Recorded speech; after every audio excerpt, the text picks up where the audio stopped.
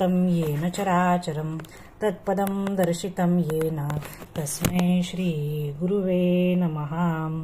ज्ञानोबा माऊली तुकाराम सर्व संतांना नमस्कार। वसुदेवसुतं देवं कंसचाणूरमर्दनं देवकी परमानंदं कृष्णं वंदे जगद्गुरु। स्वये भानुजो भानु आराधियेला तयाचे कुळी दीपकू दिव्य झाला। हरी भक्ती लावो नितारी समस्ता नमस्कार माझा सद्गुरु एकनाथा। श्री दत्तात्रय जनार्दन एकनाथ श्री भानुदास एकनाथ।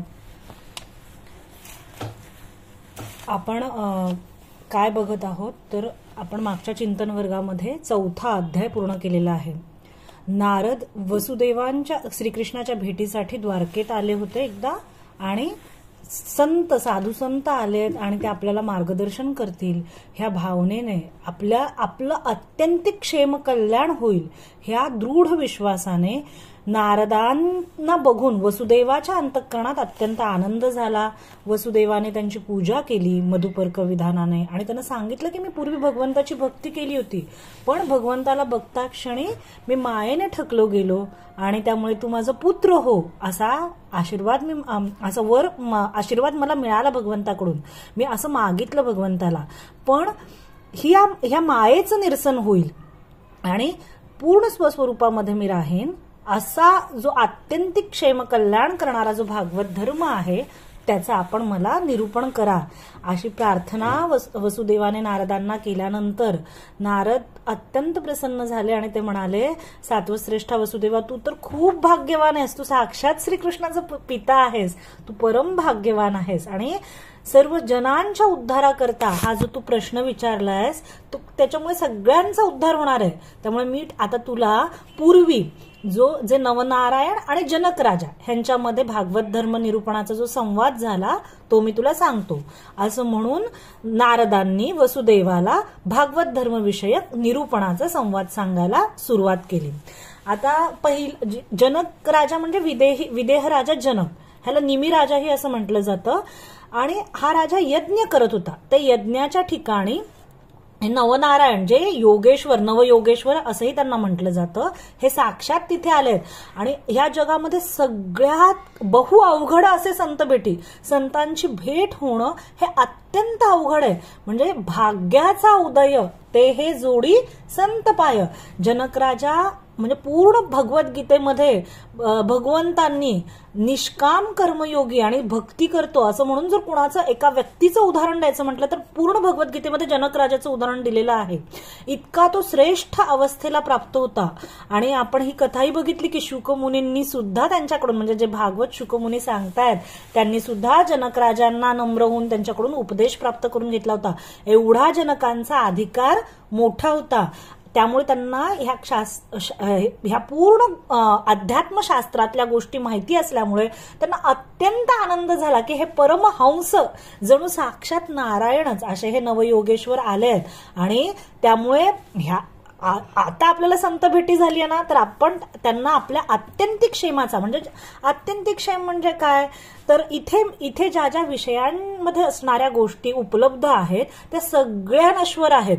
मग आत्यंतिक क्षेम कशाला म्हणायचं तर परम सत्य सत्यम आपण भागवताच्या पहिल्या श्लोकामध्ये बघितलं होतं प्रथम स्कंद पहिला श्लोक सत्यम परम धीमहि म्हणजे जे परम सत्य आहे त्याचं ध्यान तर ह्या परम सत्यापर्यंत जाणं ठीक आहे आणि त्याच्या भजनामध्ये आनंद प्राप्त करून घेणं हे आत्यंतिक क्षेम कल्याणाचा मार्ग ह्या जनक राजाने ह्या नवयोगेश्वरांना विचारला।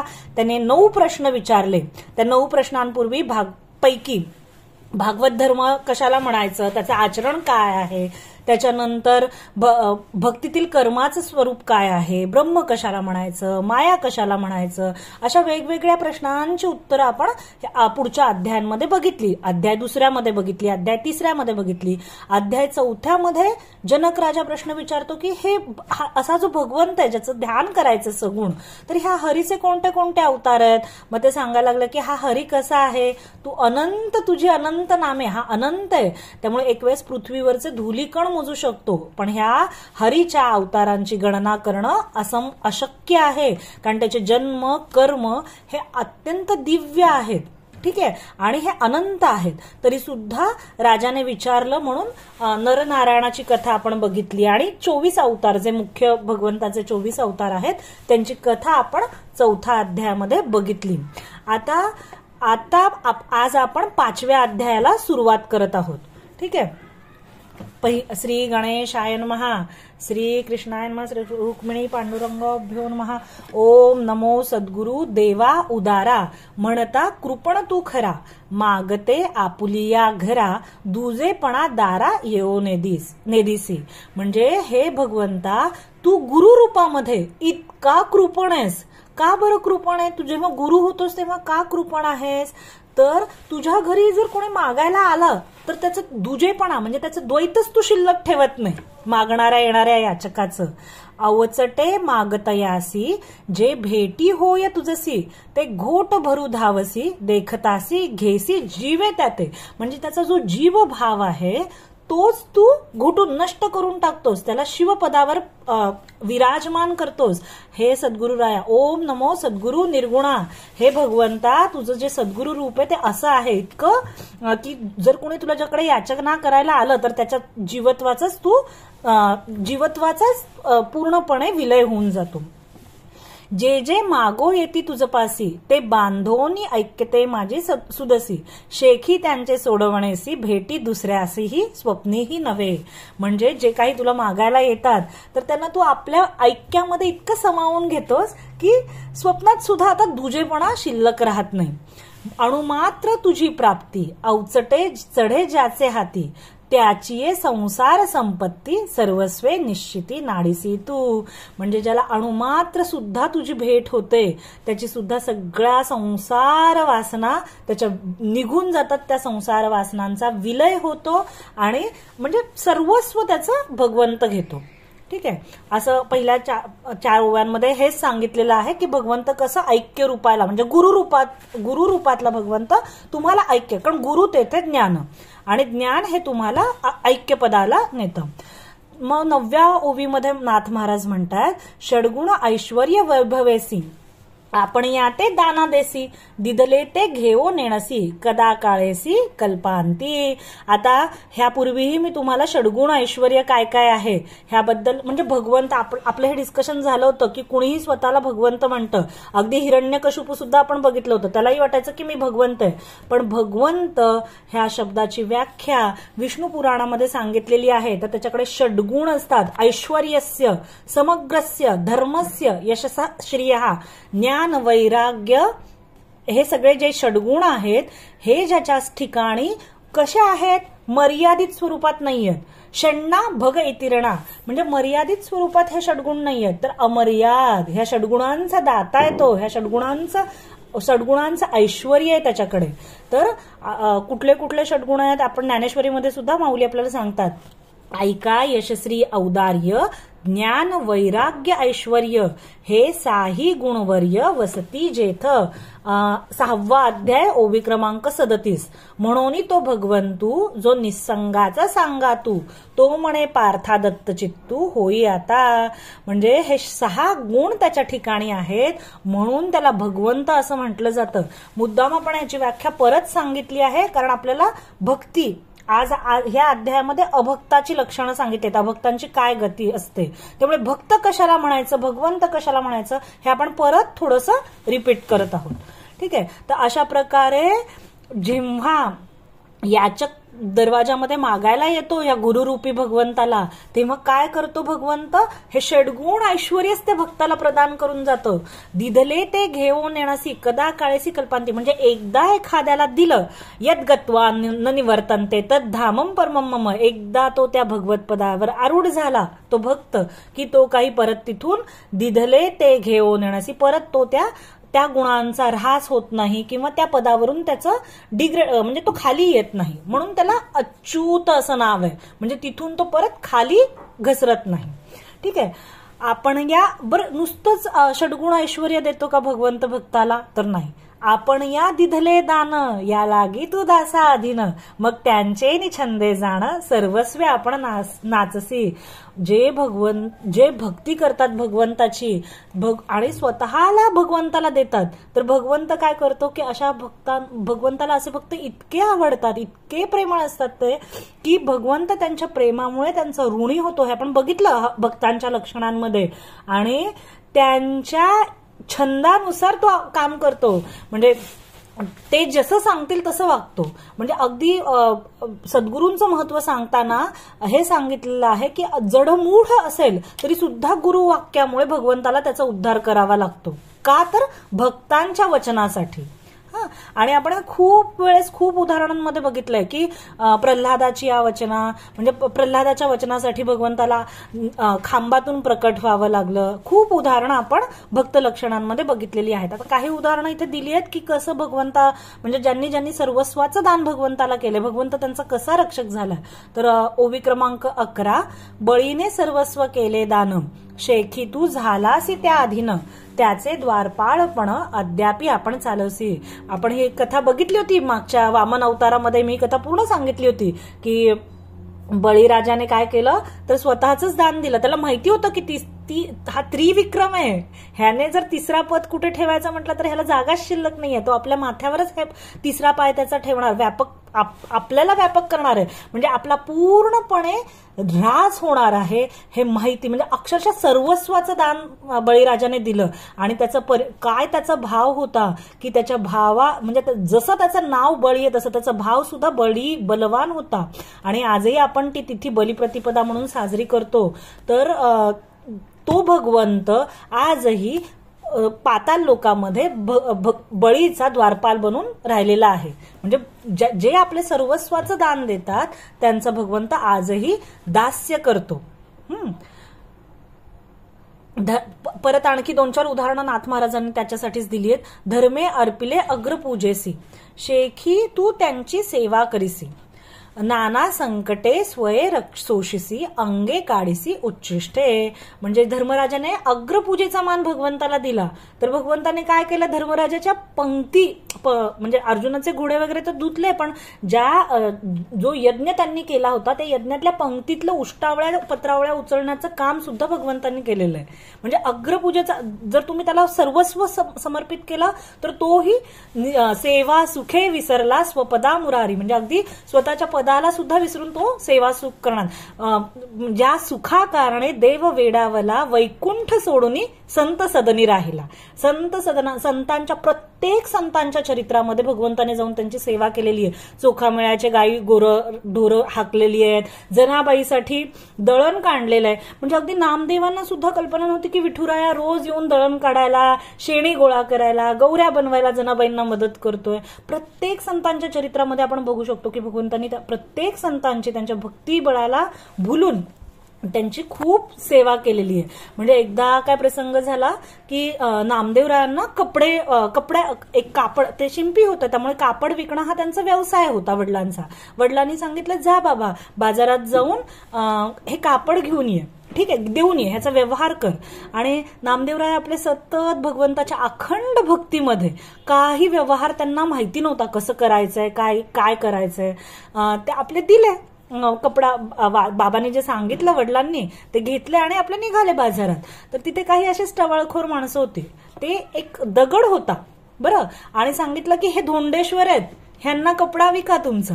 नामदेव महाराज आपले साधे भोळे, त्यांनी सांगितलं लोकांनी, त्यांनी आहे आपला भगवंत आहे सगळीकडे, जे दृष्टी दिसे ते हरिरूप, ते धोंडेश्वराला अगदी कपडा दिला आणि घरी आले. वडील म्हणाले आता ह्याचे पैसे कधी आणायचे, तर ते म्हणाले नाही, त्यांनी सांगितले की पुढच्या आठवड्यात येऊन पैसे घेऊन जा. मग पुढच्या आठवड्यात जेव्हा ते गेले तर तेच टवाळखोर लोक म्हणाले हे धोंडेश्वरालाच घेऊन जा, ते तुझे पैसे देत नाही आहेत ना तर त्या कपड्याच्या बाबतीतले, मग तो व्यवहार पूर्ण करण्यासाठी ह्या धोंडेश्वरालाच घरी घेऊन जा. आणि जेव्हा त्यांच्या वडिलांना कळालं की हे दगड आणून ठेवलाय घरामध्ये, त्यावेळेस त्यांना खूप वाईट वाटलं. ते म्हटले दाखव बरं कुठे तुझा धोंडेश्वर. आणि जेव्हा ते उघडला दरवाजा तर तो मध्ये परिवर्तित झाला तो दगड. अशी त्या विठुरायाची म्हणजे इतका तो भक्तांच्या पूर्ण त्यांची सगळी कर्म सगळ्या गोष्टी ह्या पूजेमध्येच समर्पित झालेल्या असतात भक्तांच्या. त्यामुळे प्रत्येक संतांच्या चरित्रात आपण बघू शकतो की भगवंतांनी परोपरीने पदोपदी त्यांचं रक्षण केलेलं आहे, पदोपदी त्यांना मदत केलेली आहे. जेव्हा ते पूर्णपणे निरपेक्ष आहेत, त्यांना भगवंताकडून कुठलीही अपेक्षा नाही आणि त्या निरपेक्षतेवर प्रसन्न होऊनच भगवंताने त्यांची अखंड दास्यत्व केलेलं आहे. त्याच्यानंतर अंबऋषीचं उदाहरणही आपण ही कथा बघितली होती मागच्या अध्यायामध्ये. अंबऋषीसाठी कसे गर्भवास सोसले, भगवंतानी दशावतार धारण केले. तुझा ओवी क्रमांक 13, तुझा निजभक्तू अंबऋषी त्याचे गर्भवास तू सोशसी, तुझं गवळीये राखीती ऋषिकेशी, शेखी त्या गोपाळासी रक्षिले. म्हणजे अंबरीशासाठी तर त्याचं साधन द्वादशीचं व्रत होतं. नारदाने ते व्रत सांगितलं होतं. आपण ही कथा मागच्या एखाद्या दुसऱ्या चिंतन वर्गामध्ये आपण ही पूर्णपणे सांगितलेली आहे कथा, की त्या शापामधून मुक्त होण्यासाठी भगवंतानी तो शाप स्वतःवर घेतला आणि स्वतः 10 गर्भवास अंबऋषीसाठी घेतलेले आहेत भगवंतानी, जे दशावतार जे घेतलेले आहेत अशा. आणि गायी गोपाळांचं सुद्धा किती वेळेस त्यांनी रक्षण केलंय. वणवा असू, इंद्राची पूजा न केल्यामुळे इंद्राने कोपित होऊन जो पाऊस पाडला त्याच्यासाठी गोवर्धन धारण करून गोकुळाचं रक्षण केलं. प्रत्येक क्षणी भगवंतांनी गायी गोपाळांचं सुद्धा रक्षण केलेलं आहे. एवं स्वस्वरूप द्यावयासी, उदारत्व तुझ पासी, हे न ये गाणिकांसी ऋषिकेशी कृपाळुआ. म्हणजे हे भगवंता, हे स्वस्वरूपाचं दान देण्याचं उदारत्व, औदार्य हे फक्त तुझ्या जवळच आहे.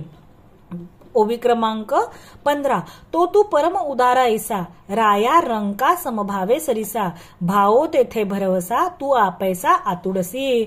म्हणजे राव असू किंवा रंक असू, एखादा गरीब असू, तिथे भाव महत्वाचा आहे, तिथे धनसंपत्तीला महत्व नाहीये. आपण बघतो एक छोटं बाळ होतं उपमन्यू, त्याला दूध प्यायला खूप आवडायचं आणि त्यांची परिस्थिती खूप खराब होती. तर आई काय करायची, जे पीठ आहे ते पाण्यात घालून त्याला दूध म्हणून द्यायची. आणि एक दिवस बाजूच्या घरामध्ये काहीतरी श्राद्धाचा कार्यक्रम होता आणि ह्यांना जेवायला बोलवलं होतं. तिथे दूध वाढलं. मग आता ह्याला कळालं, ह्या बाळाला, की दूध हे वेगळं असतं, जे काही आई आपल्याला देते ते काही दूध नाहीये. आणि म्हणून त्याने ते दूध मिळवण्यासाठी भगवंताची भक्ती केली. आईला त्याने विचारलं की कुठे मिळतं दूध. तर आई म्हणाली, तो गोपाळ आहे ना, त्याच्याकडे खूप गायी आहेत, तो तुला दूध देऊ शकतो. बरं, आपल्याकडे तर काही नाहीये, आपल्याकडे जे आहे ते असंच दूध आहे. तर त्याने भगवंताची भक्ती केली. भगवंताने वाटीभर दूध नाही, पूर्ण क्षीरसागर त्याला उपमन्यूची त्वा पुरवली आळी, अढळपदी दिली वस्ती ध्रुवासी. ध्रुव बाळालाही अढळपदामध्ये वस्ती दिलेली आहे. हे आपण उदाहरणं खूपदा बघितली आहेत. तिथे भाव हेच मुख्य कारण आहे. त्या तुझी या प्राप्तीला की आता अशी जी म्हणजे भगवंत, मला आठवतं की एक भागवतामध्ये एक प्रसंग आहे की जेव्हा भगवंत ध्रुव बाळाला भेटायला निघालेले असतात बरं का, तर सगळे योगी आणि सगळे ज्ञानी रस्त्यामध्ये त्यांच्या साधना करत भगवंताला दिसतात. त्या प्रत्येकाला वाटत असतं की भगवंत, आपण इतके हजारो वर्ष तपस्या करतोय, म्हणजे भगवंत आपल्याला भेटायला येत असतील नक्कीच. पण सगळ्यांना डावलून भगवंत पुढे चाललेले असतात. कारण काळक्रमणानुसार जर बघितलं तर भगवंत वैकुंठावरून आलेत. मग प्रत्येकाला वाटतं नाही, मी एवढे हजारो वर्ष तपस्या केली आहे तर मला भेटायला आले असतील. पण भगवंत कुणाला भेटतात तर 5 वर्षाच्या ध्रुव बाळाला. कारण त्याचा दृढ विश्वास असतो की नारदांनी सांगितलंय ना, मग मला भगवंताची भेटी नक्की होणार.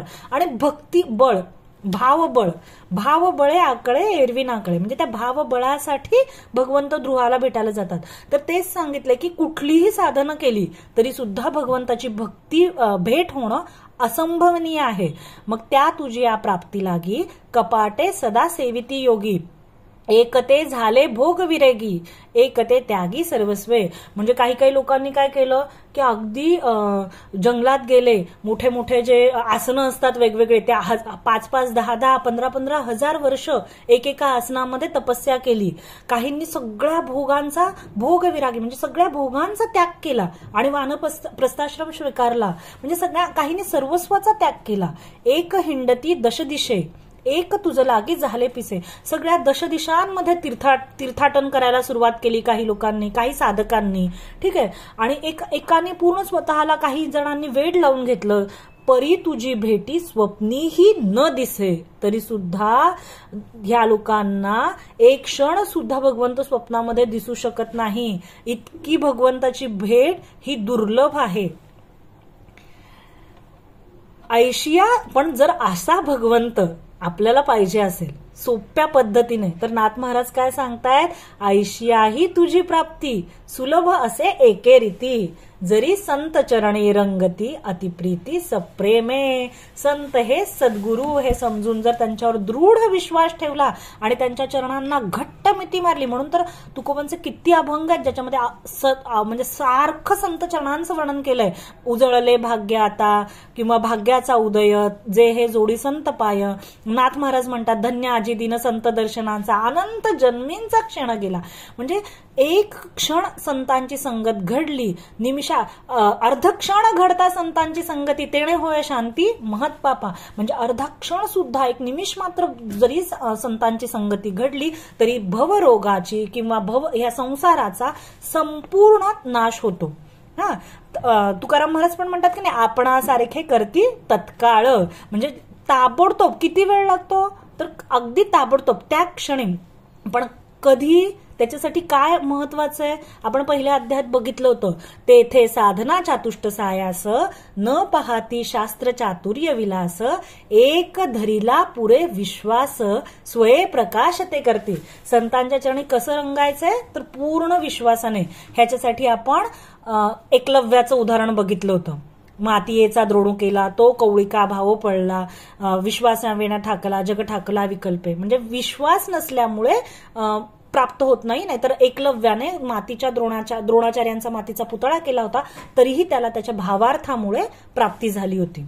ठीक आहे. मग जो भगवंत त्याची भेटी, म्हणजे अखंड करोडो वर्ष जरी तपस्या केली, युगानुयुग, तरी सुद्धा त्याची भेटी अशक्य आहे. स्वप्नामध्ये सुद्धा त्याची एक क्षणही भेट होऊ शकत नाही. पण असा भगवंत जर संतांच्या मार्गाला लागलो, संतांचं चरण घट्ट पकडले, त्यांनी सांगितलेला बोध घट्ट आचरणात आणला, तर तत्क्षणी तत्काळ आपल्याला त्या भगवंताची भेट होऊ शकते. म्हणून नाथ महाराज काय सांगतायत, संत चरणी जो विनटला तो निज प्राप्तीसी पावला. ज्या क्षणी संतांच्या चरणांना विनटलंय, त्यांचा बोध ग्रहण केलाय, त्या क्षणी तो निज प्राप्तीसी पावला. कारण का, तर संत स्वरूपे अवतरला स्वये संचला परमात्मा. म्हणजे भानुदासाचे कुळी महाविष्णूचा अवतार आपण म्हणतो, माऊलींचं म्हणतो महाविष्णूचा अवतार सखा माझा ज्ञानेश्वर, तुका विष्णू नोहे दुजा. म्हणजे भगवंत साक्षात ह्या संतांच्या रूपाने प्रकट झालेला आहे. आणि मुख्य फरक काय आहे, म्हणजे ते इथे लिहिलेलं नाही, पण आपण समजू शकतो की मुख्य फरक काय आहे. तर जेव्हा भगवंताचा अवतार होतो तेव्हा भगवंताच्या अवताराचं कारण काय सांगितलंय, दुष्टांचा विनाश, साधूंचं रक्षण, भक्तांचा उद्धार. बरोबर. त्यामुळे कृष्ण गोकुळी जन्मला, दुष्टाचळ काप सुटला, म्हणजे दुष्टांना त्रास होतो. ठीक आहे. पण ह्या संत जेव्हा अवतरीण होतात तेव्हा ते सगळ्यांना सुख देतात. तुम्ही काय, तुमची पात्रता काय आहे परमार्थातली, तुमचा काय अधिकार आहे, ह्या कुठल्याही गोष्टी ते बघत नाहीत. भलतिया भावे शरण जाता भेटी, पाडी तसे तुटी जन्मव्याधी. कुठल्याही भावनेने त्यांच्या चरणाशी विनटलं की ती व्यक्ती निजप्राप्तीला प्राप्त होते. आणि ह्याची खूप उदाहरणं, म्हणजे गावबाचं उदाहरण बघितलं आपण, विसोबा खेचरचं उदाहरण, खूप असंख्य लोकांचा उद्धार. कारण संत कसे आहेत, ते त्यांना दुष्टांना चळकाप सुटत नाही. तर काय मागतात माऊली, तर दुरितांचे तिमिर जाओ, विश्वस्व धर्म सूर्यभाव. म्हणजे त्यांची जी दुर्बुद्धी आहे, जे खळांची व्यंकटी सांडो, त्यांची दुर्बुद्धी कमी हो, अशी प्रार्थना माऊलींनी केलेली आहे. म्हणजे संतांच्या सहवासामध्ये बुद्धीचा पालट होतो, त्यांच्या बोधाने तत्काळ निजात्मता प्राप्ती प्राप्त होते. म्हणजे आपलं जे स्वरूप आहे त्या स्वरूपावर आपण विराजमान होतो. तर संत, म्हणून इथं नाथ महाराज म्हणतात की संत चरणी जो विनटला तो निजप्राप्तीसी पावला, संत स्वरूपे अवतरला स्वये संचला परमात्मा. या लागी जी संतांची रूपे ती श्रीहरीची स्वरूपे, म्हणून या संतांची या कृपे अतिसाक्षेपे अर्जावे. काय करावं म्हणतात नाथ महाराज, तर अर्ज म्हणजे तत्काळ तुम्ही काय करा, जी संतांची रूप आहेत ती सगळे भगवंताची रूप आहेत. म्हणजे हा कमी, मुळात आपल्याला अद्वैताकडे जायचंय, त्यामुळे भेद हा प्रकारच नाहीये.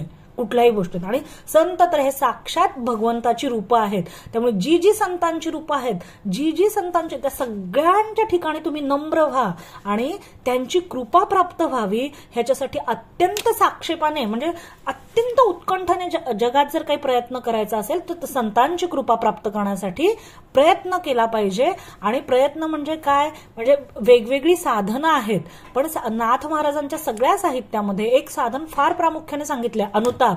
त्यांना जाऊन म्हणा की खूप चुकलंय आतापर्यंत आणि स्वतःच्या बुद्धीने स्वतःच्या भावबळाने हा भवसागर तरणं शक्य नाहीये, त्यामुळे तुमचं सहाय्य पाहिजे. कारण त्यांचं ब्रीदवाक्य काय, आम्ही वैकुंठवासी आलो याची कारणासी. नाथ महाराज म्हणतात जे धर्माची वाट मोडे अधर्माची शिग चढे ते आम्हा येणे कलियुगे.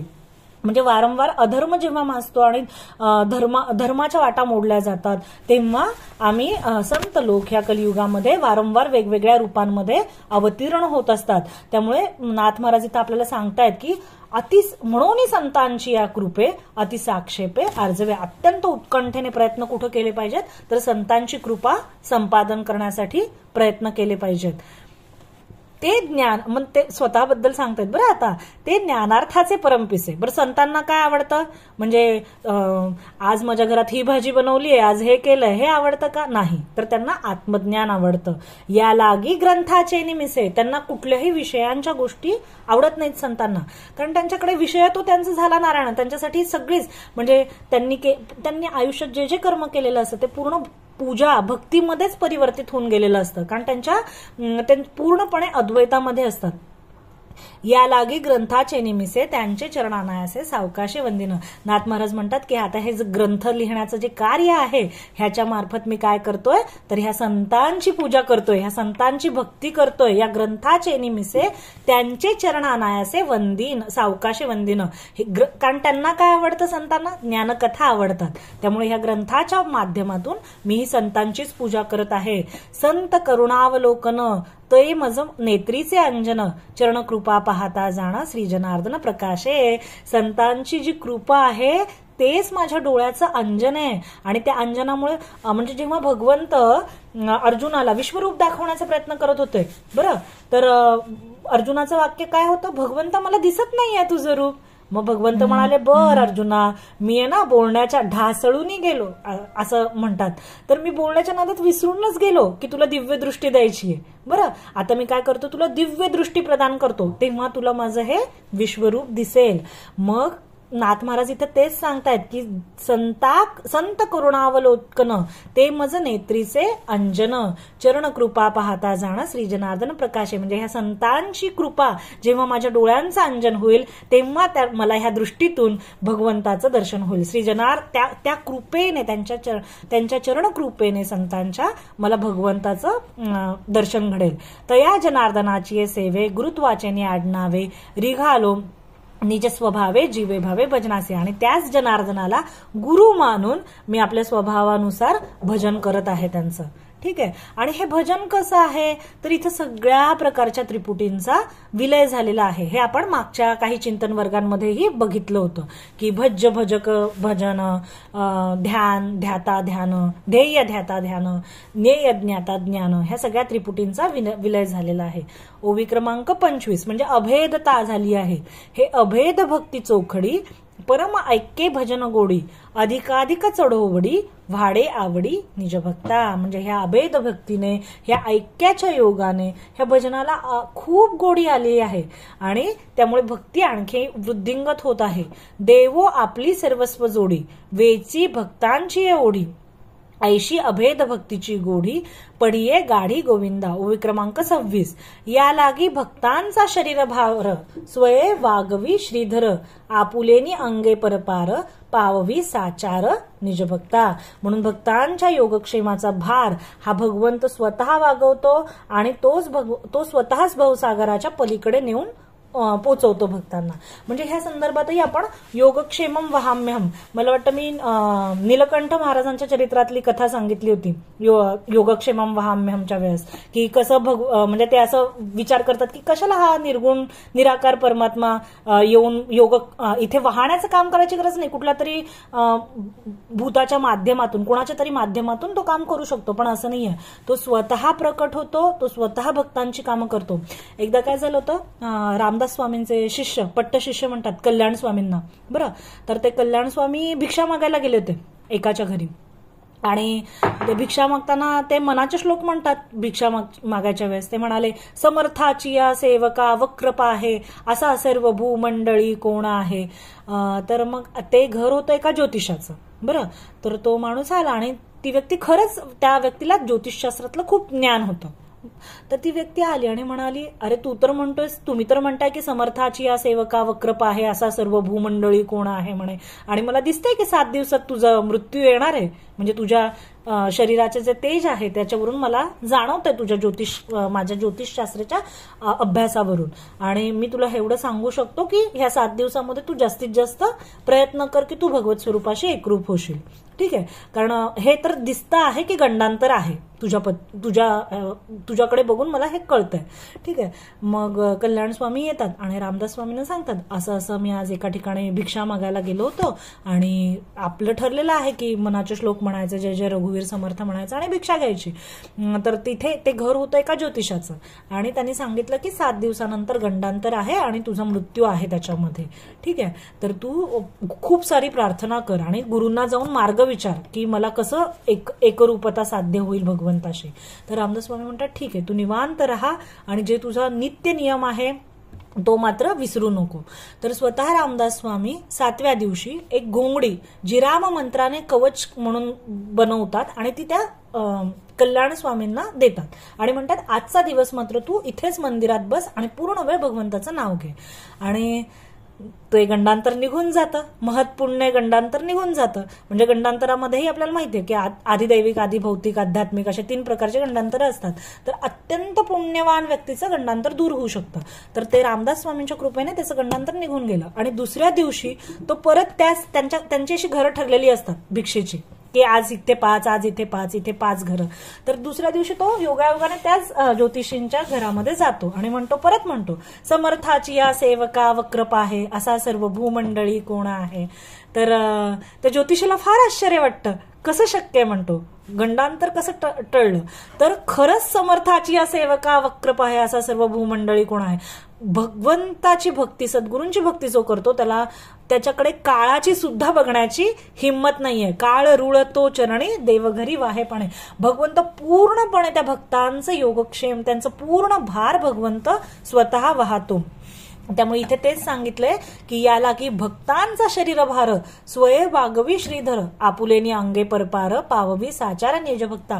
नाथ महाराजांच्या चरित्रात तर आपण किती 36 वर्ष भगवंत त्यांच्या घरी राबला. विठ्ठल म्हणून, श्रीखंड्या म्हणून, कावडीने पाणी घरी चक्र पाणी वाहे आणि परत उद्धव बनून सुद्धा भागवत नाथांचं श्रवण करण्यासाठी भगवंत तिथे राहिला. आणि जेव्हा नाथ महाराज कीर्तन करायचे तेव्हा विठ्ठलाच्या रूपात भगवंत, विठ्ठल हे नाव घेऊन भगवंत टाळकरी म्हणून नाथांच्या कीर्तनाच्या मागे उभरायचा. अखंड भगवंतांनी भक्तांची सेवा केलेली आहे. आपल्या सगळ्या, म्हणजे काय ह्याचं कारण काय आहे तर नाथ महाराज एका अभंगात म्हणतात, वैष्णवा घरी देव सुखावला. इतका सुखावतो की बाहेरी नवजे दवडून घातला, म्हणजे त्याला धक्के मारून घातलं तरी तो जात नाही. का जात नाही तर देव म्हणे माझे पुरतसे कोड, संगती ह्या गोड वैष्णवांची. हे वैष्णव इतके गुणी झालेत, इतके गुणांच्या म्हणजे गुणातीत तर ते आहेत, पण त्यांच्या सद्गुणांच्या प्रकाशामुळे ते विश्वाची इतकी सेवा करतायत की त्यामुळे मला ते खूप आवडतात. त्यांनी मला धक्के मारून घातलं बाहेर तरी मी संतांना सोडून कुठेही जाऊ शकत नाही. इतका देव ते संत, संत ते देवा. इतका देव संतांशी एकरूप आहे. नाथ भागवतात तर नाथ महाराजांनी इतक्या वेळेस सांगितलंय की ज्या मूर्ती आहेत त्या अचेतन आहेत आणि जे संत आहेत ते सचेतन भगवंताचे अवतार, चैतन्य शक्तीसह प्रकट झालेले भगवंताचे अवतार आहेत. त्यामुळे सगळ्यात महत्वाचं, म्हणूनच नाथ महाराज आपल्याला इथं सांगतात की सगळ्यात महत्वाचं काय आहे तर संत चरणांची सेवा, म्हणजे सगळ्यात सोपा उपाय. कारण इतर कुठलेही साधनं केली तरी क्षणभर स्वप्नात सुद्धा भगवंताचं दर्शन होणं असंभव, अशक्य आहे. कलियुगात तर अशी साधनं करणं शक्यच नाहीये. पहिली गोष्ट कलियुगामध्ये, आता ह्या अध्यायामध्ये आपण बघणार आहोत युगधर्मानुसार, म्हणजे आधीच आपली शारीरिक क्षमता कमी आहे, त्याच्यामध्ये पूर्ण वेळ आपल्यामध्ये विषयांच्या पसारामध्ये आपण अडकलेलो आहोत, म्हणजे बौद्धिक क्षमता नाही, मानसिक क्षमता नाही, पूर्णपणे अधपतन आहे. पण ह्या कलियुगाचा खूप सुंदर गुणधर्म आहे की ह्या कलियुगात केलेलं एक दिवसाचं नामस्मरण हे इतर युगांच्या 10,000 वर्षांच्या तपस्येपेक्षा सुद्धा श्रेष्ठ आहे. आता ते आपण पुढच्या ह्याच्यात बघणार आहोत चिंतन वर्गात. ह्याच अध्यायामध्ये तोही संदर्भ आलेला आहे. आणि अशा प्रकारे भक्तांचा, का बरं ह्या भक्तांचं हे करतो तर ओवी क्रमांक 30, या लागी जो निराभिमान तोची भगवत भक्त संपूर्ण, ज्याच्या अंगी देहाभिमान त्यासी भक्तपण कदा न घडेल. म्हणजे जो निराभिमानी आहे, निरपेक्ष आहे, ज्याला भगवंताकडून कुठलीही अपेक्षा नाहीये आणि त्यालाच भगवत भक्त असं म्हणतात. ठीक आहे. या लागी ओवी क्रमांक 32, या लागी निराभिमानता, निराभिमान धारण करून जे विनटले भक्तिपंथा, ते पावो देऊनी विघ्नांचे माथा, पावती तत्वता भगवतप्रद. अशा आपण मुद्दाम भक्तांची लक्षणं खूप डीप मध्ये परत घेतली, कारण आता आपल्याला अभक्तांकडे वळायचंय. ठीक आहे. पुढचा प्रश्न जनक राजा विचारतोय, भक्तांची ऐशी स्थिती. आता आम्हाला कळालं बरं की संतांची, सद्गुरूंची कास धरून भक्त त्या भगवंताशी एकरूप झालेत, इतके एकरूप झालेत की भगवंत त्यांची सेवा करतोय. बरं, आता तुम्ही मला हे सांगा योगेश्वरांनो, नवनारायणांनो, की अभक्तांची काय गती होते. ओवी क्रमांक 33, भक्तांची ऐशी स्थिती तरी अभक्ता कवण गती, तेची पुसावयान रूपती प्रश्नार्थी प्रवर्ते. मग 5व्या अध्यायामध्ये कशाचं निरूपण केलंय मुख्य, पंचमा माझी निरूपण, अभक्तांची गती लक्षण, युगी युगी पूजा विधान, सांगेन पावन हरीचे. तर ह्या 5व्या अध्यायामध्ये अभक्तांचं काय गती होते आणि कुठल्या युगामध्ये, कुठला युगधर्म कोणता आहे भगवंताची पूजा भक्ती करण्याचा. मग श्री राजोवाच, भगवंतम हरिम प्रायो न भजन्त्यात्मवित्तमः, ते श्याम शांत कामानाम कम निष्ठा विजितात्मनाम. म्हणजे राजाने विचारलं, हे श्रेष्ठ आत्मज्ञानी योगेश्वरांनो, ज्यांच्या भोगेच्छा पूर्ण झालेल्या नाहीयेत किंवा ज्यांचं मन स्वतःच्या स्वाधीन नाहीये किंवा जे लोक भगवंताचं भजन करत नाहीयेत, अशा लोकांना कोणती गती प्राप्त होते. राजा म्हणे जी मुनिवरा, जो भगवत भजनी पाठीमोरा, ऐशिया अभक्ता नरा, कोण दातारा गती त्यासी. हे दयानिधी मुनिश्रेष्ठ, भगवत भजनाला जो पाठमोरा आहे अशा अभक्त मनुष्याला कोणती गती प्राप्त होते. मग पुढच्या ओव्यांमध्ये नाथ महाराज सांगतायत की जे कामालागी अतिउद्भट अभक्त कसे असतात, त्यांना एकदम विषय वासनांमध्ये ते खूप गुंतलेले असतात आणि त्या कामामुळे काय होतं, कामात क्रोध, म्हणजे कामामुळे क्रोध निर्माण होतं. जे सक्रोध क्रोधे तेजिष्ठ, ते अतिलोभे लोभिष्ठ, जे परमश्रेष्ठ प्रपंची.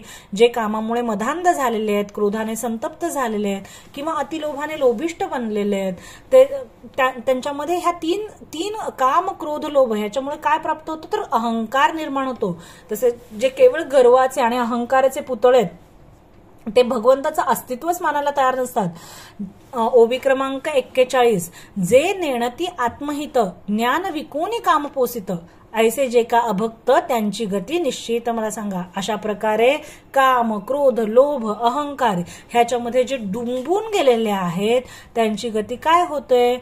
मग चमल नावाचे जे त्यांच्या 9 योगेश्वरांपैकी जे चमस नावाचे योगी आहेत, नवनारायण आहेत, ते ह्या प्रश्नाचं उत्तर द्यायला सांगतात.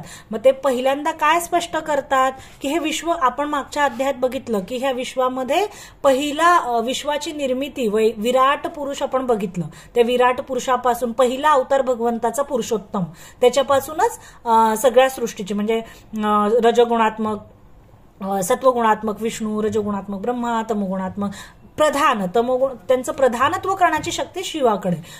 असे वेगवेगळे अवतार आणि सूर्यसृष्टीचा कसा विस्तार झाला हे आपण त्या अवतारामध्ये बघितलं. तर आता हा जो विराट पुरुष आहे, हा विराट पुरुष ह्या विश्वाला म्हणजे प्रतिनिधित्व करतोय. तर कसं करतोय? मुखबाहुरूपाध्यभ्य पुरुषाश्च श्रमे सहा चत्वारो जज्ञिरे वर्णा गुणैर्विप्रादेह पृथक य एषां पुरुषं साक्षात आत्मप्रभमीश्वरम न भजन्तांती स्थानात भ्रष्टा पतंत्यधात. म्हणजे हा विराट पुरुषाच्या मुखापासून ब्राह्मण, त्याच्यानंतर भुजांपासून क्षत्रिय, मांड्यांपासून रजतम, प्रधान असे वैश्य आणि चरणांपासून शूद्र. आता शूद्र चरण आपण भगवंताच्या चरणाला, म्हणजे ह्याच्यामध्ये कुठलाही भेद नाहीये, हे सगळे भगवंताचे. आपण आपला हा डावा हात चांगला आणि उजवा हात वाईट असं आपण म्हणतो का? हे सगळे भगवंताचे अवयव आहेत. फक्त हे गुणकर्म विभागानुसार ही गोष्ट सांग. आणि ह्याच्यावर खूप छान विश्लेषण नाथ महाराजांचं. तर मुख्य त्यांच्या जीवनाची समर्पितता, समता प्रस्थापित करणं, त्यांच्या जीवनाचं मुख्य उद्दिष्ट ब्रह्मैव बोध समता निज निर्विकारी, म्हणजे ब्रह्म सर्वत्र सम आहे, हे उद्दिष्ट नाथ महाराजांच्या चरित्रात प्रत्येक ठिकाणी आणि पूर्ण आयुष्य त्यांनी त्याच्यासाठी समर्पित केलेलं आहे. त्यामुळे हे लक्षात घेतलं पाहिजे की ह्या विराट पुरुषाचं अवयव एक जे गुणप्रधान गुणकर्म विभागाने एक अवयव सांगितलेले आहेत ते असे सांगितलेले आहेत. आणि ह्या विराट पुरुषाच्या मांड्यांपासून गृहस्थाश्रम झालाय, हृदयापासून ब्रह्मचर्याश्रम झालाय, वक्षस्थळापासून वानप्रस्थाश्रम झालाय, तर मस्तकापासून संन्यास. म्हणजे ते विराट पुरुषाचं त्याचं प्रतिनिधित्व ह्या विश्वाचं तो करतोय गुणकर्म विभागानुसार असं सांगितलंय. म्हणजे ह्या सृष्टीतले सर्व जीव हे ह्या विराट पुरुषाचा भाग आहेत. ठीक आहे. त्यामुळे हा विराट पुरुष कोण झाला? हा पुरुषोत्तम. तर नाथ महाराज सांगतात, जो का जगाचा जनकू मुख्य गुरुत्वे तो चेकू. म्हणजे ह्या जगाचा बाप हा भगवंत आहे, हा विराट पुरुष आहे. कारण त्याच्यापासून ह्या सृष्टीची, हे जे गुण आश्रम आहेत, हे वर्णाश्रम आहेत, ह्या सगळ्यांची उत्पत्ती गुणकर्मानुसार झालेली आहे. पण ह्या सगळ्यांचा उत्पत्ती करणारा कोण आहे? जनक. तर तो भगवंत आहे. आणि गुरु कोण आहे? तर मुख्य गुरुत्वे तोचे एकू. हा भगवंतच सगळ्यांचा मुख्य गुरु आहे, तोच सगळ्यांचा बाप आहे. त्यासी न भजे जो अविवेकू तो नाडला लोकू सर्वस्वे.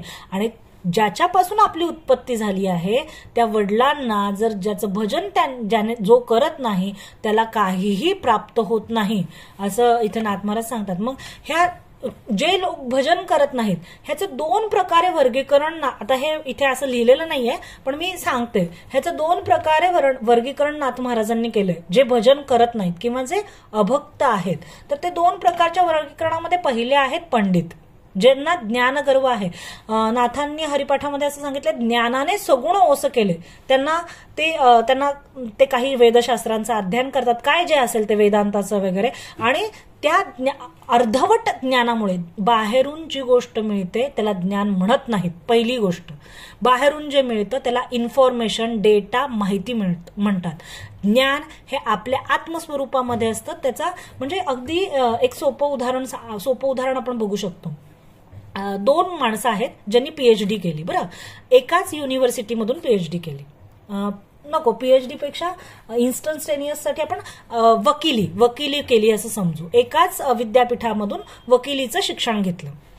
तर वकिलीचं शिक्षण घेताना त्यांना शिकवणारे शिक्षक एकच होते, एकाच वर्गात होते ते दोघंही. ठीक आहे. त्यांना जे पुस्तकं मिळतात अभ्यासासाठी, अभ्यासक्रमाची, ती पुस्तकही सारखीच होती. ठीक आहे. आता ते दोघंही वकील झाले आणि केस लढण्यासाठी कोर्टात आले. ठीक आहे. म्हणजे त्यांना जी बाहेरून माहिती मिळाली ती दोघांनाही समान होती. बरं, जेव्हा केस कोर्टामध्ये उभी राहिली त्या क्षणी, ठीक आहे, त्या जो वाद चाललाय आणि प्रतिवाद चाललाय त्याच्यामध्ये काय उत्तर द्यायचं, त्या क्षणी हे अंतःकरणातली गोष्टी, ते ज्ञानाचं किती चिंतन झालंय, ते किती आचरणात आलंय ह्याच्यावर ते अवलंबून राहतं. ठीक आहे. त्यामुळे हे लक्षात घेतलं पाहिजे, त्याला जे त्या क्षणामध्ये सुचतं, त्या क्षणामध्ये जे आचरणात येतं किंवा बोलण्यात आलं एका वकिलाच्या, एका मित्राच्या, तर त्याला म्हणायचं ज्ञान. कारण माहिती जी मिळते ती बाहेरून समान असते. त्या क्षणी त्या परिस्थितीमध्ये त्याच्याकडून जी प्रतिक्रिया व्यक्त होते हे झालं त्याचं स्वतःचं चिंतन, आणि चिंतनातून ज्ञान प्रकट झालेलं आहे. ठीक आहे. तर बाहेरून जे मिळतं त्या सगळ्या गोष्टींना माहिती म्हणतात. आणि ज्ञान हे आपल्या आत्मस्वरूपामध्ये, तो बोध आपल्या आत्मस्वरूपामध्ये स्थित असतो. मुळातच तो आपण एकच परब्रह्म आहोत. तो आपल्या सर्वांच्या मध्ये आहे, पण तो निद्रिस्त स्वरूपात आहे. तर त्याला जागृत का होत नाहीये, तर विषय वासना हे त्याचं कारण आहे. तर हे मुख्य लक्षात घेतलं पाहिजे.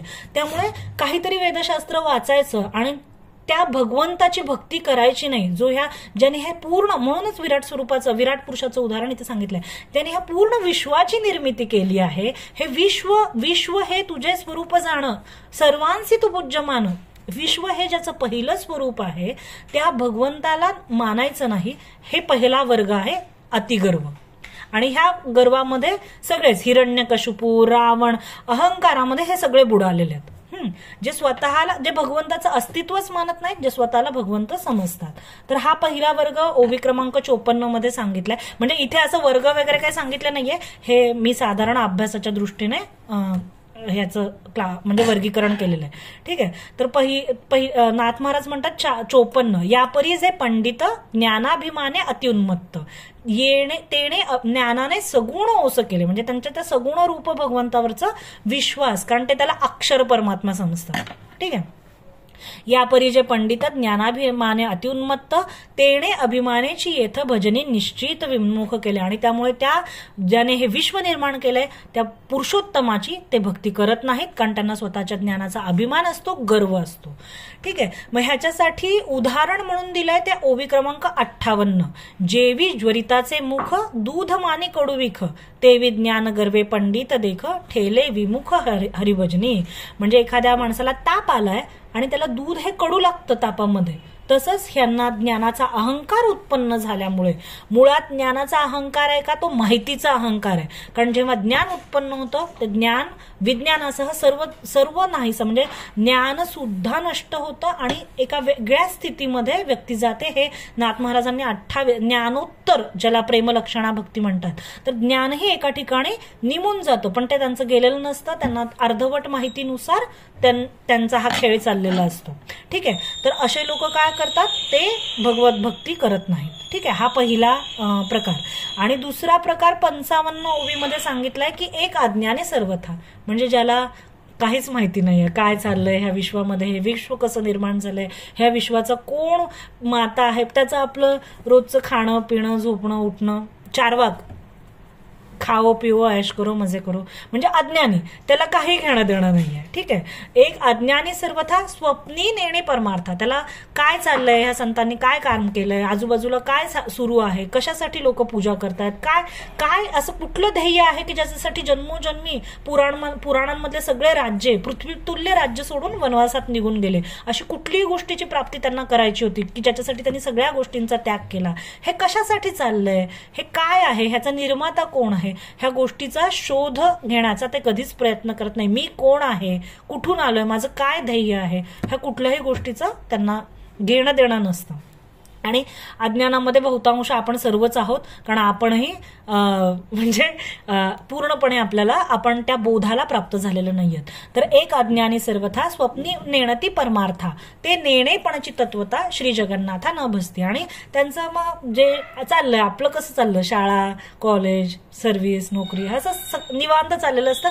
आजूबाजूला काय चाललेलं आहे हे कशाचं, म्हणजे नाथ महाराजांनी 8व्या अध्यायामध्ये सांगितलं की कशी कंडिशन आहे, तर खूप म्हणजे विहिरीत बुडालेले आहेत हे संसारजन, आणि हे संत बाहेरून त्यांना हात देतात बाहेर काढण्याचा, पण ह्यांना यायचंच नाहीये, ह्यांना त्या विहिरीतून बाहेरच यायचं नाहीये. असं एक छान उदाहरण नाथ महाराजांनी 8व्या अध्यायामध्ये दिलेलं आहे. म्हणजे त्यांची स्वतःचीच इच्छा नाहीये की हे सोडायची, कारण त्यांना माहितीच नाहीये की बाहेरही काहीतरी वेगळं जग आहे, एक आध्यात्मिक जग आहे, आणि तिथे ते काय आहे तर पूर्ण सुख. भगवंताचं स्वरूप कसं आहे, सच्चिदानंद रूपाय विश्वोत्पत्त्यादी हेतवे, आनंद येतो, फक्त आनंद. ठीक आहे. ब्रह्मानंद, तैत्तरीय उपनिषदामध्ये सांगितलंय की ब्रह्मानंद कशाला म्हणायचं, तर अशा प्रकारे आनंद हे भगवंताचं स्वरूप आहे. तर अज्ञानी लोकांना ह्याची काहीच कल्पना नसते, त्यामुळे ते भगवंताला भजत नाहीत. आणि त्याच्यासाठी नाथ महाराज काय उदाहरण देतात, शेळी उसाची चवी गाढी, नेणोनी पाचोळा करांडी, तेवी नेणोनी हरिभक्तीची गोडी, अज्ञाने बापुडी विषय लुब्ध. शेळी काय करते, तिला ऊस कसा असतो गोड ते माहितीच नाहीये. तुकाराम महाराज कसं सांगतात की सेवितो हा रस वाटितो, आणि ब्रह्मरस सेवन केलेलं आहे त्यांनी आणि आता ते इतरांना वाटतात. पण जे शेळी आहेत, जे आपल्यासारख्या अज्ञानी आहेत, त्यांना त्या रसाची गोडीच माहिती नाहीये, त्यामुळे ते तिकडे वळत नाहीत.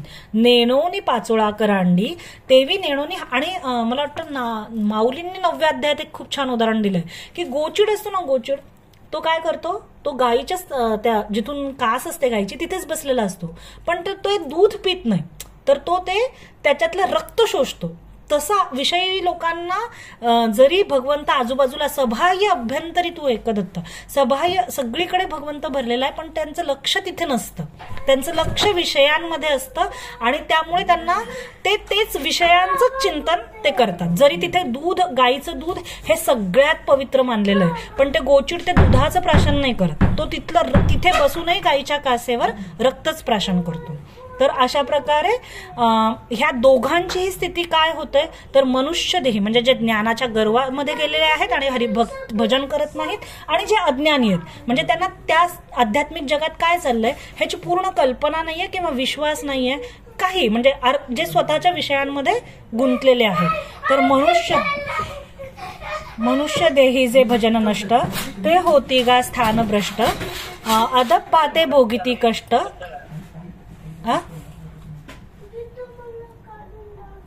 आवाज येतोय ना? स्पीकर चालू आहे, त्यांनी बंद करा.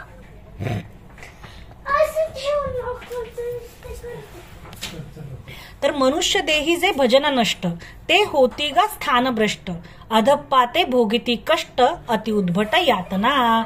म्हणजे मनुष्य देहामध्ये जे भजन करत नाहीत ते स्थान भ्रष्ट होतात. आता आपण मागच्या खूप चिंतन वर्गांमध्ये बघितलंय की उत्पत्ती कशी होते सृष्टीची, बरं, मग किती 84 लक्ष कोटी योनी आहेत. मग स्थानभ्रष्ट म्हणजे काय, जेव्हा पाप आणि पुण्य समान होतं तेव्हा मनुष्य देह प्राप्त होतो, हे आपण दुसऱ्या अध्यायाच्या चिंतनामध्ये बघितलेलं आहे. आणि आता जर भक्ती केली नाही आणि भगवत स्वरूपाशी एकरूपता साध्य झाली नाही आपल्या स्वस्वरूपाशी, तर काय होतं, तर योनींमध्ये म्हणजे ते परत कीटक कुर्म अशा नीच योनींमध्ये त्यांना पुढचे जन्म प्राप्त होतात. आणि एवढंच नाही तर हे सर्व संपूर्ण सृष्टी ही कर्मानुसार चालतंय, त्यामुळे त्यांना अत्यंत कष्ट आणि यातना ह्यांना सामोरं जावं लागतं. ठीक आहे. आणि जे ज्ञानाभिमाने करत नाहीत, तर आता इथे 2 प्रकार मी अभ्यासावरून सांगितले की एक अतिगर्व असतो आणि एक अज्ञानी असतो. तर नाथ महाराज इथे काय म्हणतात की जे ज्ञानाभिमानेने जे भजन करत नाहीत, ओवी क्रमांक 63, ज्ञानाभिमाने जे न भजती ते प्रौढ पत्नी पचिजती, अज्ञानांची ही त्याची गती सर्वथा नृपती म्हणून आहे. हे बघा, म्हणजे ज्ञानाभिमानांना जी गती प्राप्त होते ती मात्र अज्ञानांना होत नाही, इथे असं नाथ महाराज सांगतायत. आता त्याचं कारण काय आहे, तर माऊली सुद्धा सांगतात की हे काम क्रोध लोभ मोह मत्सर कुणाच्या जास्त पाठीमागे लागतात, अहंकाराच्या जास्त पाठीमागे, ते ज्ञानीयांना सोडत नाहीत. ठीक आहे. पण अज्ञानांना मात्र गती प्राप्त होऊ शकते.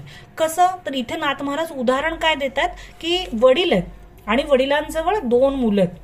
ठीक आहे. एक मुलगा पूर्णपणे जाणता आहे, ज्याला सगळं माहितीये, कळतंय, हुशार आहे, मॅच्युअर्ड झालाय तो, पण एक मात्र आपलं तहानं बाळ आहे. ठीक आहे. जेव्हा मोठा जाणता मुलगा लाथा मारतो तेव्हा त्याची शिक्षा वेगळी असते, बरोबर.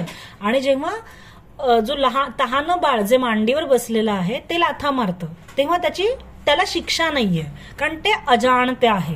तर इथे तेच ते सांगतायत की बाळक पित्याचे माथा चढे, जरी लाथा, ओवी क्रमांक 65, जरी लाता हाणे तयाकडे तरी त्यासी दोष न घडे, दोषांचे साकडे सज्ञानासी. सज्ञानाला मात्र अहंकारामुळे, कारण अहंकार हा खूप मोठा शत्रू आहे, जितका जास्त अहंकार तितकं भगवंतापासून दुरीत जास्त लांब भगवंतापासून. ठीक आहे. ज्ञातांपासून भजन ठाके ते कवळी जती महादोखे, अज्ञाने तरी ते भावके, साधू कृपामुखे अनुगृहिता. ज्ञातांकडून भजन राहिलं करायचं, ते जर भगवंताशी एकरूप होऊ शकले नाहीत, भगवंताची सेवा करू शकले नाहीत, तर त्यांना महादोष लागतात. पण अज्ञानी आहेत, पण त्या अज्ञानामध्ये जर काही भाविक असतील, ठीक आहे, थोडं भावबळ त्यांच्यामध्ये असेल, तर ते मात्र साधूंच्या अनुग्रहाने तत्काळ तरून जातात. ठीक आहे. साधू कृपामुखे अनुगृहिता. थोडासा जरी सत्संग त्यांना प्राप्त झाला, जे अज्ञानी आहेत, तरी ते त्यांचा तत्काळ उद्धार होतो. अज्ञानानाही विशेष बाधू, अज्ञानानं जास्त शिक्षा मिळत नाही. तो साधू विश्वासी होय शुद्ध, त्याने एखाद्या साधू संताचं जे चरण पकडलं तर त्या क्षणी तो शुद्धतेला प्राप्त होतो. तो नाथ महाराज म्हणतात ना, स्वयंप्रकाश ते करतील. एकधरीला विश्वास स्वयंप्रकाश ते करतील. तत्काळ ते जी सहज भक्तीची स्थिती आहे, प्रकाश ही भक्तीची स्थिती आहे. आपण बघणार आहोत ती पुढच्या 13व्या 14व्या अध्यायामध्ये. तर त्या सहज स्थितीला ते साधूंवर ठेवलेल्या विश्वासामुळे, आणि मला वाटतं 13व्या अध्यायातच की 17व्या अध्यायात माऊली पण सांगतात, तो मूर्खही तरे असं म्हणतात. जर तो मूर्ख असला पण त्याने साधूच्या ठिकाणी विश्वास ठेवला, ठीक आहे. कारण 17व्या अध्यायातच म्हणतात माऊली की अर्जुन प्रश्न विचारतो की एवढा छोटासा जन्म आहे, त्याच्यामध्ये सगळ्या वेदशास्त्रांचं अध्ययन करणं शक्य नाहीये, मग भगवंता अशा वेळेस काय करायचं एवढा, आणि तसा गुरुही प्राप्त झाला पाहिजे त्या सगळ्या शास्त्रांचं सार समजावून सांगणारा, तरच त्याच्याप्रमाणे आचरण करू शकतो. त्यावेळेस भगवंत सांगतात की ज्यांनी हे आचरण केलेलं आहे अशा साधूंना जरी तू नमस्कार केला, त्यांच्याकडून शिकण्याचा प्रयत्न केला, त्यांच्यावर दृढ विश्वास ठेवून, तरी सुद्धा तत्काळ उद्धार. तो मूर्ख ही तर आहे असं म्हणतात माऊली. तो मूर्ख व्यक्ती जरी असला पण साधूंच्या ठिकाणी एकवटला तरी त्याचा उद्धार नक्की होतो.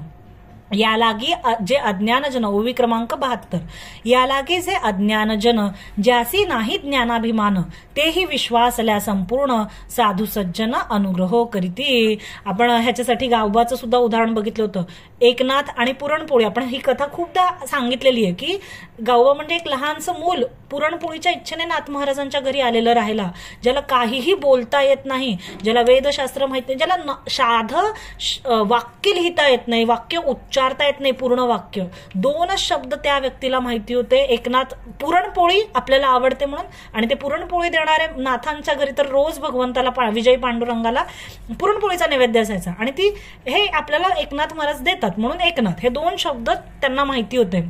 आणि नाथ महाराज आता घरी त्यांच्या आहेत आणि संत आहेत तर ते शिकवण्याचा प्रयत्न करत होते, रामकृष्ण हरी म्हण रामकृष्ण, पण त्याने कधी काही रामकृष्ण हरी म्हटलं नाही.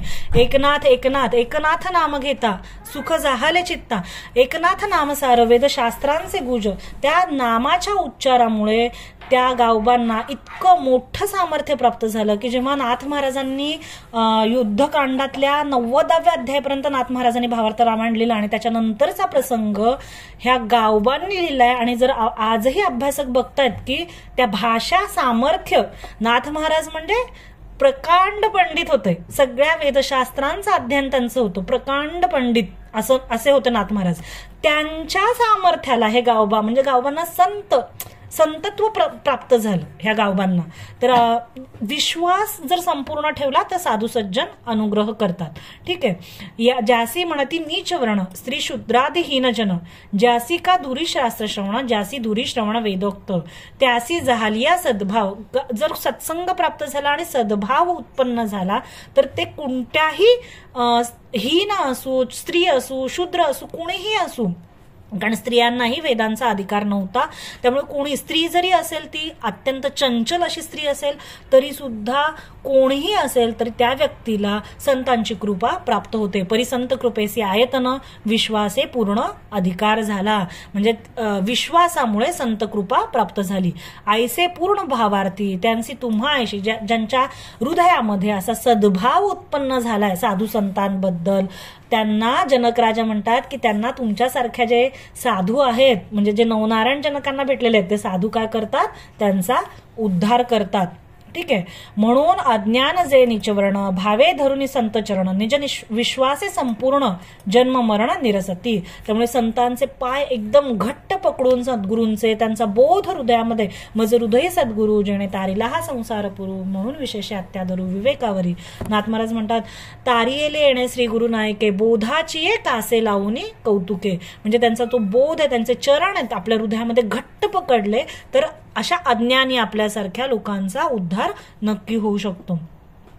त्यामुळे आता मग पुढच्या काही ओव्यांमध्ये नाथ महाराज ज्ञानाभिमानाबद्दल सांगतात, म्हणजे त्याच्यामध्ये अशा खूप अभ्यास किंवा चिंतन करण्यासारख्या ओव्या नाही आहेत, तर त्याचा आपण थोडासा सारांश बघू. म्हणजे ते काय असतात, तर हे ज्ञानाभिमानी लोक कसे असतात, ते मूर्ख असतात, ते स्वतःला पंडित समजतात.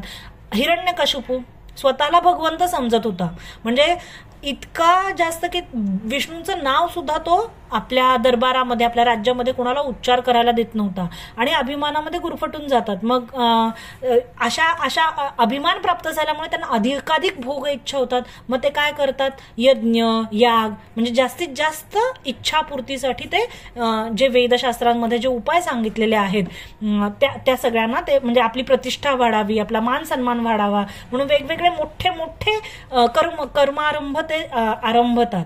ठीक आहे. आणि जे स्वर्ग सुख आहे, जे खरं अधपतनच आहे एक प्रकारचं स्वर्ग सुख म्हणजे, कारण ते पुण्याचा नाश करणारे, ते काही शुद्ध पुण्य नाही आहे. आपण ह्याचं चिंतन केलेलं आहे.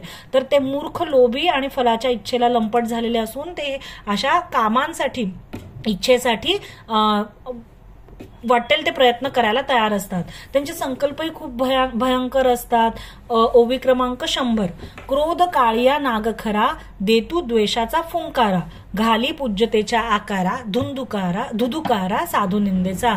बरं, नुसतंच हे करत नाहीत, काम क्रोध लोभ मोह वाढवत नाहीत, तर जे साधू आहेत, जे हरीची भक्ती करतात त्यांना सुद्धा ते त्रास देतात.